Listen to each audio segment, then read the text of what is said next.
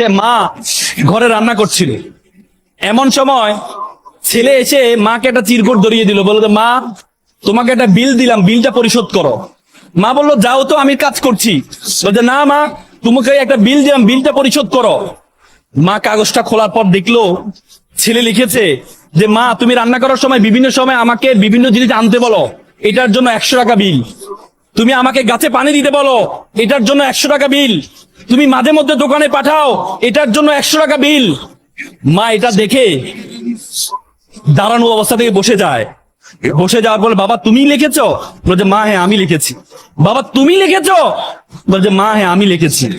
বললো যে এক কাজ করো, তোমার জন্য আমি একটু নুডলস রান্না করেছি, নুডলসটা তুমি খাও, আর তোমার বিলটা আমি নিয়ে আসতেছি, তুমি একটু ওয়েট করো। মা একটা কলম নিয়ে সে কাগজের বিপরীত পাঠে লিখলো, বাবা 9 মাস তোমাকে পেটে ধারণ করেছিলাম, জীবনে এত কষ্ট, টানা 9টা মাস তোমাকে আমি বহন করেছি।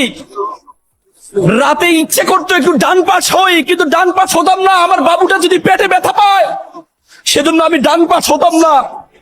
ইচ্ছে করতো একটু বাম পাশ হই, কিন্তু যে বাবুকে আমি দেখি নাই তার প্রতি আমার এত মহব্বত, আমি বাম পাশ হতাম না, যে আমার সন্তানটা যদি ব্যথা পায়। সেটার জন্য তোমার বিল 0 টাকা। তুমি জন্মগ্রহণ করেছিলে, জন্মগ্রহণ করার পর 2টা বছর যে পরিমাণ ঘুম ভেঙেছে আমার, যে পরিমাণ প্রায় 6 মাস টানা, 6 মাস পরিমাণ ঘুম আমি ঘুমাই নাই আমার সন্তানের জন্য, সেটার জন্য বিল 0 টাকা। তুমি পিঠা পছন্দ করতা, ওই দিন পিঠা রান্না করেছিলাম তোমার জন্য, পরিবারের সকলে পিঠা খেয়েছে, সর্বশেষ একটি পোড়া পিঠা ছিল, সারাদিন কিছু খাইনি, চিন্তা করছিলাম পিঠাটা খাবো। তুমি বাইরে থেকে দৌড়িয়ে এসে বললাম মা এটা কি অন্য পিঠা, এই পিঠাটা আমি খাবো। আমি তোমার দিকে একটু তাকিয়ে আমার সন্তানের হাসি দেখে নিজের পেটের মধ্যে যে খিদা আছে সেই খিদার দিকে আমি তাকাইনি, সেই খিদার দিকে আমি তাকাইনি, আমি তোমাকে সেই পিঠাটা দিয়ে দিয়েছিলাম। তুমি খাচ্ছ, আমার অন্তরের যে বাসনা, অন্তরের যে ভালোবাসা আমি প্রকাশ করতে পারিনি, সেই বিলের জন্য তোমার জন্য 0 টাকা।